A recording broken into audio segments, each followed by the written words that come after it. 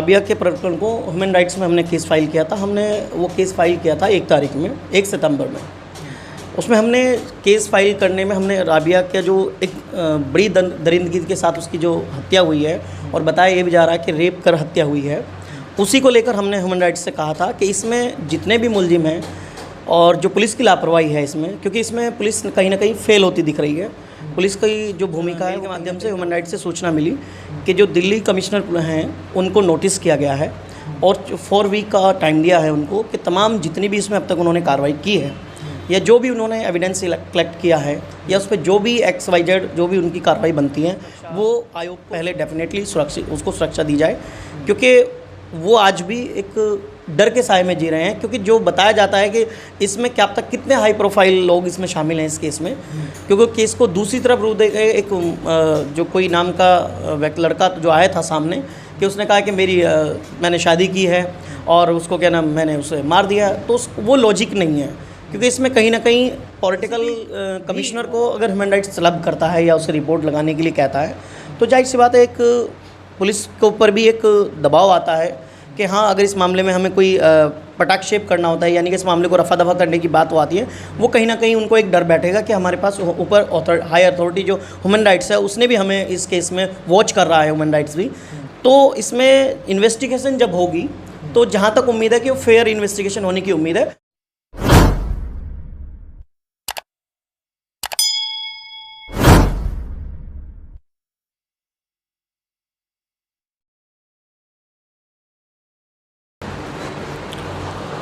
आदाब नाजरीन, आप देख रहे हैं एक शाम टीवी और मैं अब्दुल वाजिद चिश्ती निज़ामी।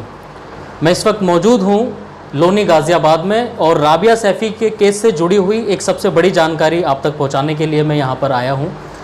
सेवा ग्रुप ट्रस्ट के लोगों ने यहां पर मानव अधिकार आयोग में एक पिटीशन दाखिल की थी। क्या पिटीशन थी वो और क्या उस पर जो है कार्रवाई हुई है? मेरे साथ एडवोकेट आमिर हुसैन मौजूद हैं सेवा ग्रुप से ही। आमिर, क्या आपने पिटीशन दाखिल की थी और क्या इसका जो है अब जवाब मांगा गया है दिल्ली पुलिस से? देखिए, राबिया का जो प्रकरण है वो पूरे देश को सबको मालूम है कि उसके साथ क्या हुआ है और उसी सोशल मीडिया पर आजकल चल ही रहा है बहुत ज़्यादा, और दिगर जितनी भी तंजीमें हैं वो उनको इंसाफ दिलाने के लिए कुछ ना कुछ कर रही हैं। तो हमारी एक ट्रस्ट है समाज एकता वेलफेयर एसोसिएशन, जिसको हम सेवा ग्रुप ट्रस्ट बोलते हैं। हमने भी उसी में एक कदम बढ़ाते हुए राबिया के प्रकरण को ह्यूमन राइट्स में हमने केस फाइल किया था। हमने वो केस फाइल किया था 1 तारीख में, 1 सितंबर में। उसमें हमने केस फाइल करने में हमने राबिया के जो एक बड़ी दरिंदगी के साथ उसकी जो हत्या हुई है और बताया ये भी जा रहा है कि रेप कर हत्या हुई है,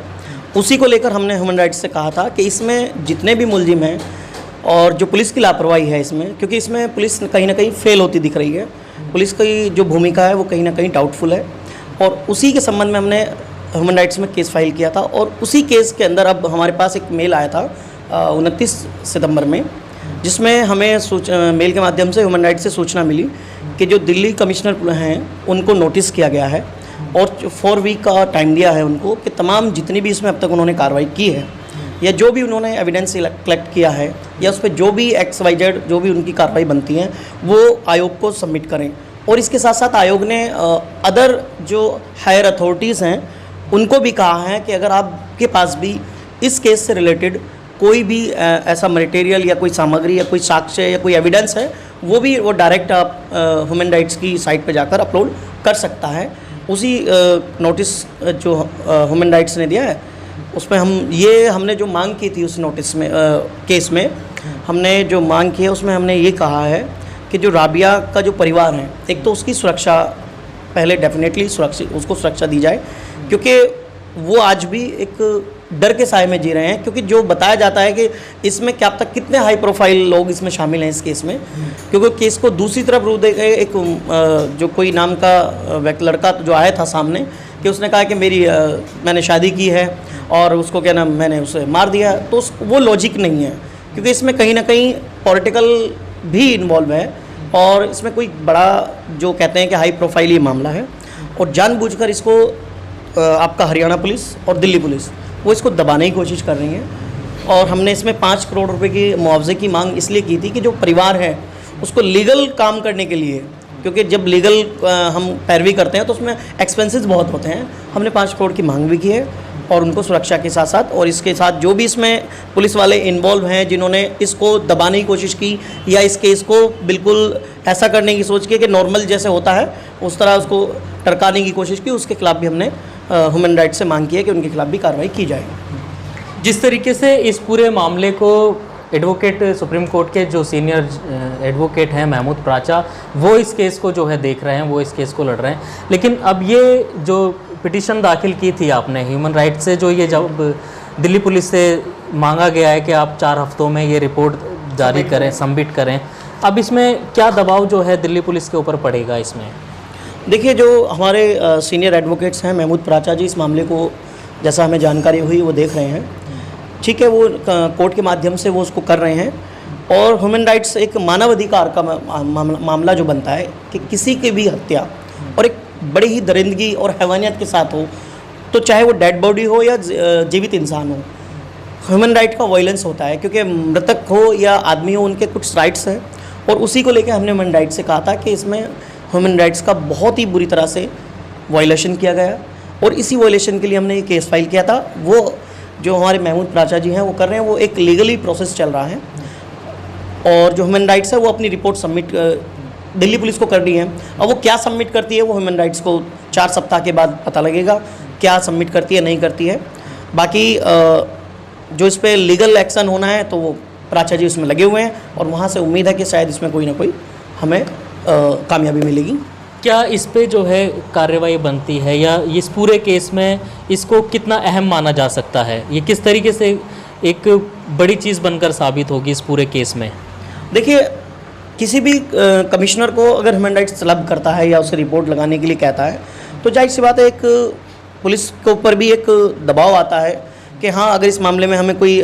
पटाक्षेप करना होता है, यानी कि इस मामले को रफा दफा करने की बात वो आती है, वो कहीं ना कहीं उनको एक डर बैठेगा कि हमारे पास ऊपर हाई अथॉरिटी जो ह्यूमन राइट्स है उसने भी हमें इस केस में वॉच कर रहा है, ह्यूमन राइट्स भी।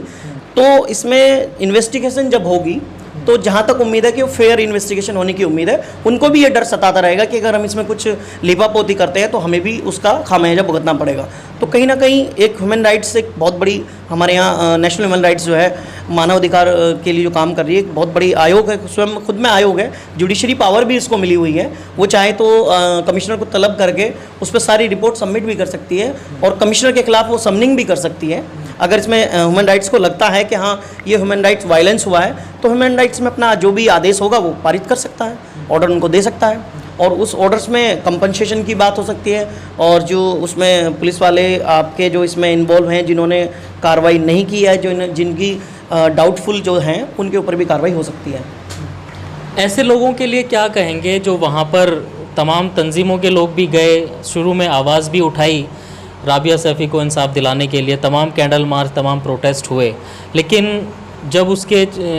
चरित्र पर उंगलियां उठाई गई और कहा गया कि वो शादी कर ली है उसने, हालांकि वो तस्वीरें भी उसकी वायरल हुई, मैरिज सर्टिफिकेट भी सामने आया, तो अब उन लोगों से क्या कहेंगे कि उसको किस तरीके से इस लड़ाई को जारी रखें, क्योंकि मामला जो निकल करके आ रहा है वो कुछ और आ रहा है? देखिए, जो ह्यूमन राइट्स तक पहुंचा है और हमारे महमूद प्राचा जी उसे सुप्रीम कोर्ट को लेकर चल रहे हैं, तो जितनी भी तंजीमें गई हैं उनका खैर असर तो यह है कि उस मामले में फेयर इन्वेस्टिगेशन की उम्मीद बनी है। वो अलग मसला है कि वो उसके जो उनके कैरेक्टर पर एलिगेशन लगा रहे हैं, क्योंकि अक्सर आपने देखा हो कि जब कोई बड़ा मामला आता है, हाई प्रोफाइल मामला आता है, तो 2 पक्ष इसमें आ जाते हैं, एक विक्टिम होता है और एक जो एक्यूज साइड होता है। तो उसमें क्या होता है कि दोनों पक्ष अपना अपना जोर आजमाइश करते हैं, वो चाहते हैं कि हम बचें। तो जाहिर सी बात है कि जो उसके कैरेक्टर पर जो सवाल उठाए जा रहे हैं वो एक प्रोपेगेंडा के तहत उठाए जा रहे हैं, क्योंकि इस मामले को दबाए जा सकें, क्योंकि ये इसके तार कहीं ना कहीं हो सकता है जो वर्तमान में सेंट्रल गवर्नमेंट में कुछ मिनिस्टर्स के साथ जुड़े हों, कुछ हायर ऑफिसर के साथ जुड़े हैं, तो उसे दबाने के लिए तो वो अपना प्रोपेगेंडा चलाएंगे ही, ऐसा कुछ नहीं है। और बाकी जो इन्वेस्टिगेशन चल रही है, और महमूद प्राचा जी ने भी जैसा कि सुप्रीम कोर्ट में इसमें फाइल किया है, हाई कोर्ट सुप्रीम कोर्ट में, तो वो अपने सबमिट करेंगे, पता लग जाएगा कि दूध का दूध और पानी का पानी क्या है। बाकी आदमी कयास लगाता ही है कि करैक्टर पे तो लगाना, क्योंकि जनता है और क्या नाम सोशल मीडिया आजकल आपको पता ही है कि जरा सी बात को इतना लंबा उछाल देते हैं कि सही और गलत का उनको फैसला नहीं पता। तो वो एक नॉर्मल वे है, ये होता रहता है, उससे केस पे कोई फ़र्क नहीं पड़ेगा। तो ये सुना आपने एडवोकेट आमिर हुसैन को। राबिया केस में मानवाधिकार आयोग ने जिस तरीके से दिल्ली पुलिस कमिश्नर से 4 हफ्ते के अंदर रिपोर्ट दाखिल करने की बात कही है, तो ये हकीकत है कि दिल्ली पुलिस इस पर कार्रवाई क्या करेगी, क्या रिपोर्ट इसमें जो है वो पेश करेगी मानवाधिकार आयोग को, ये आगे देखने वाली बात होगी। लेकिन अब ये बात ज़रूर सामने निकल कर के आ रही है कि इस मामले को अब मानवाधिकार अपनी पैनी नज़र से देख रहा है।